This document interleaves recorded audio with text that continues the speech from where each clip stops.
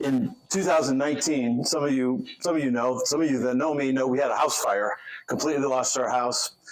And after the house fire, as we were rebuilding, one of the improvements that we wanted to make when we were getting ready to move back in and to rebuild the house was we had always had carpeted stairs.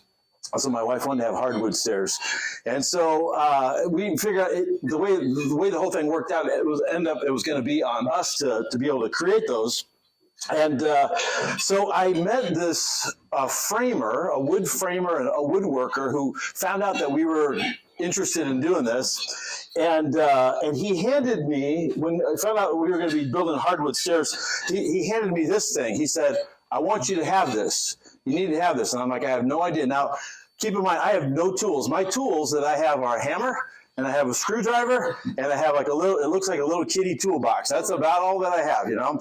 And I had a little saw. And so he hands me this thing, and he says, the purpose of this thing, this is specifically designed to be able to measure the imperfections in the wood and imperfections in the stairs, because if you try to do it hand by hand every time, it's going to be different, and transferring it to the thing to make the cuts, he says, it's just crazy. So I had this so that I could take into account all the different elements of the stairs. My friend Dale lent me his Sawzall, so I had now a power tool in my hand. And my other friend Mike gave me his circular saw so that I could cut, because I needed the Sawzall to be able to cut. It was construction grade stairs, so I needed to get them prepped for the hardwood. So I used the Sawzall for that. My friend Mike gave me the circular saw so that I could cut the red oak that was going to be put into place. Use a circular saw for that, for the treads. And then I rented a nail gun and to help with the installation. Now, this whole thing, this is not a construction talk, because that's the end of my construction knowledge. That whole thing, going from construction grade stairs, carpeted stairs, to hardwood stairs, that was for us, that was going to be a next level. That was a next level move for us and our family. That's what my wife wanted, so that's what we were going to get. And I couldn't have done it. I couldn't have completed the project in the way that I did, in the way that it came out, certainly in the time that I did, without the tools that I had, without having the right tools. It made all the difference. Now, what I was reminded of is the simple truth that having access to a wider range and the right tools can make all the difference. Think about that. Having access to a wider range of tools and the right tools makes all the difference. Now, could I have prepped the stairs with sandpaper? Yeah, I could. I had sandpaper. I did own sandpaper, and I could have done that. It would have taken me forever to get that ready. So that Sawzall just took care of what I needed to take care of. Could I have cut the red oak treads with a little handsaw that I had? It was actually a trim saw, and I was going to use it. I could have used that. Yeah, I could have made that work probably. It would have taken me forever.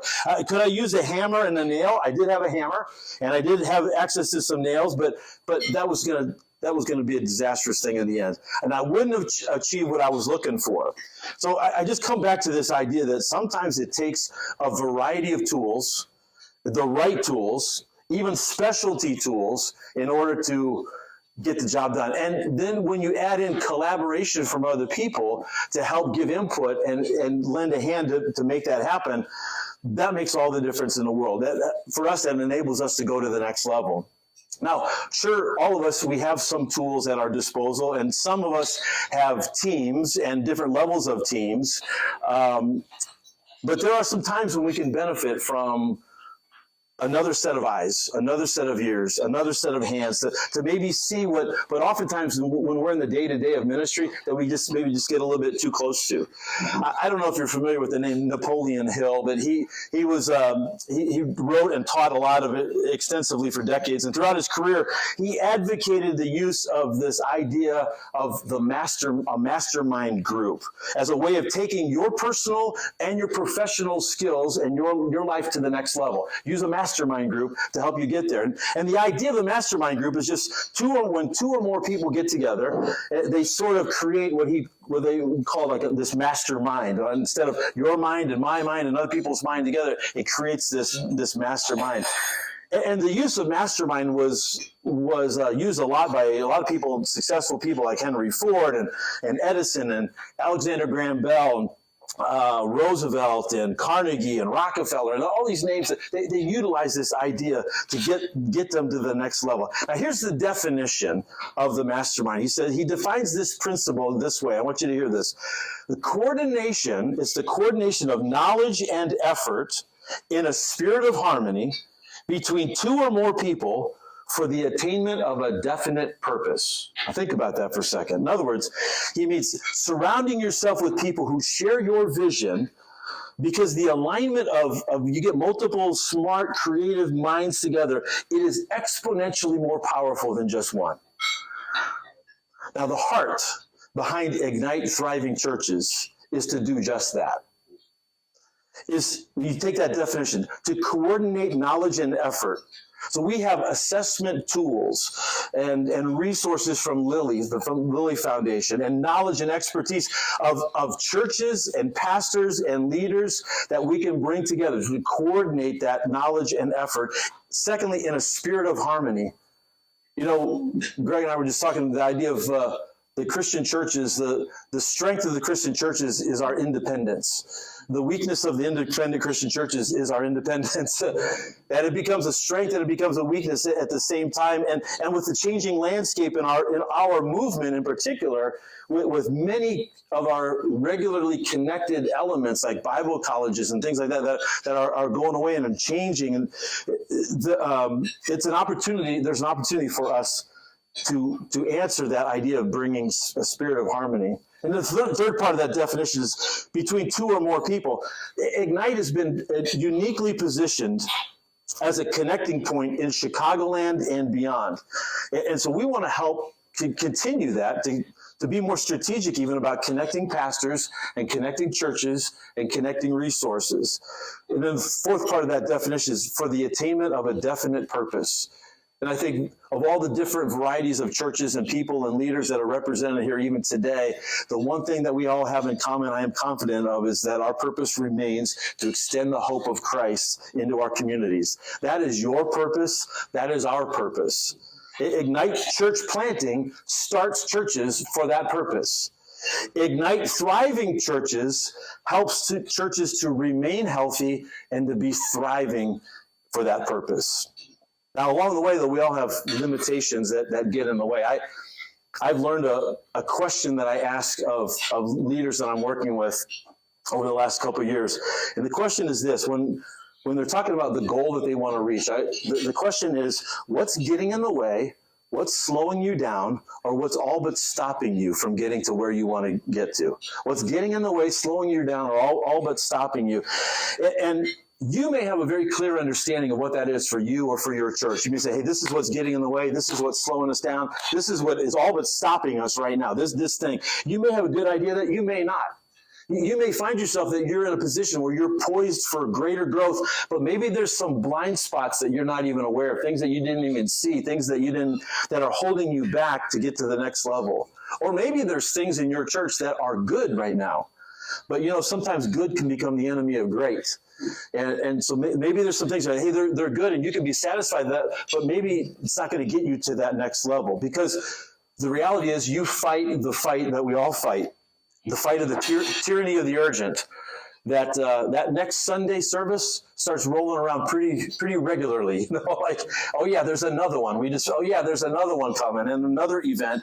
And maybe you struggle with this. How can we step outside of ourselves to work on the ministry, not just in the ministry? How can we even pause for just a little bit to say, what is it that we need to work on? Even if we wanted to, how can we do that? And we recognize that you're busy. Maybe you're here today because you're hiding away from things you got to do. I don't know. Maybe you just a little reprieve for a little bit. That's fine. Enjoy your lunch. Ministry leaders are busy, and one of the most precious commodities that you have is your time. And so with limited resources and time, what I want you to hear from Ignite Thriving Churches is that we want to help focus you on things that matter most. We want to help be an extra set of eyes and ears, another lens for you to say, if you step back and you can focus on these things, you will maximize your impact. We want to serve that for you.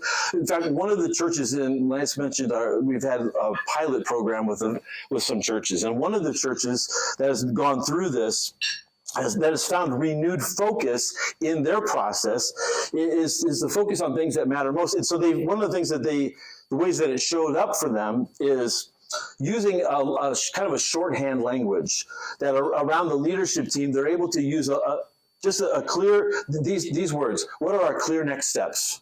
What are our clear, and those 3 words for that team takes them back to the assessment that they went through, the evaluation that said, hey, here's some weaknesses. One of your weaknesses is you don't show clear next steps. And so just with shorthand language like that, it's able to keep them focused on things that are most important. Now, when we were putting together the plan for Ignite, the thriving churches here, we came up with a kind of a defining quality, characteristic, purpose. And I want you just to hear this. With declining membership and less frequent engagement, many churches struggle adapting to this challenging environment in which to have an impact.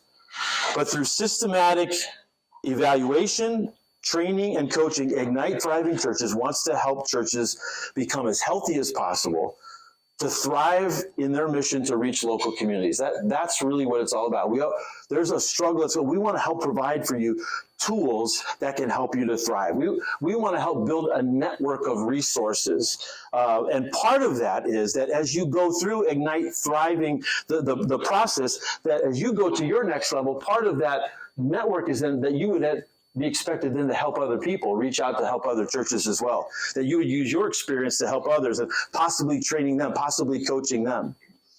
So let me just close with this. I want to share with you what our heart is behind this. So some things that maybe it helps to understand what it is that is driving us. So here's what we believe. We believe that there's truth to that old African proverb that says, if you want to go fast, go alone. But if you want to go far, go with others. We believe there's truth to that. And that nothing of significance has ever been done by anybody by themselves. And so the challenges of the days that we live in, particularly in Chicagoland, require greater levels of connection and greater levels of collaboration in order for us to go to the next level. We believe that the unique challenges of the church in Chicagoland, and Matt can give you some staggering studies and resources and information about the churches in Chicagoland. We believe that the challenges of the church in Chicagoland need more than just surviving churches. We need thriving churches. And we believe that you don't have to be bad in order to get better. You don't have to be sick in order to get healthier. In fact, we believe that the churches that would most benefit from this process that we're introducing and that we're starting to utilize are churches that already have some level of health and are poised for growth. Not the ones that are really, really struggling and going down. And we believe that growth is really the best hope that tomorrow will be better than today. And that the best use of your time is to invest in leading your church to its next level. I know you got a lot of stuff going on, a lot of things that are jockeying for your time, but we believe that the best use of your time as a leader is to focus on what can I do to take my church to the next level, to help lead our people to the next level. And we have a process that helps put tools in your hand. Matt talked about that, our evaluation tools to know your strengths and to know your weaknesses and to know your blind spots and know your opportunities. We have training tools to help you to tap into the knowledge and experience of one another and others and other places that we want to bring into play.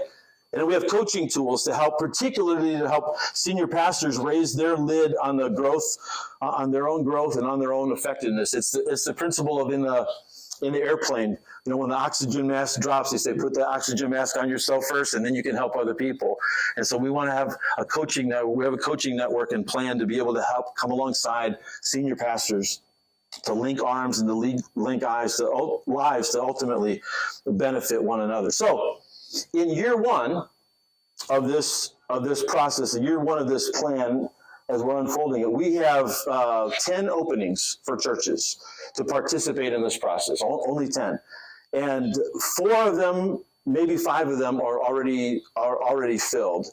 And so what I want you to understand is, as we ask you to consider what your role might be in this and how you might be a part of this, I understand there really is a covenant relationship. There's mutual expectations. It's not just hey, who can sign up? And that sounds like a good plan to do. And there's expectations that we have for you, just like you would have expectations of us as well.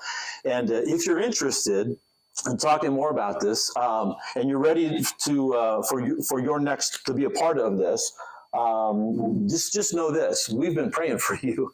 We've been praying for you for months. We've had 10 people in mind, 10 churches in mind, to say, God, just fill these 10. Help us to start with these 10. And so your next step today is really just to let us know that you're interested.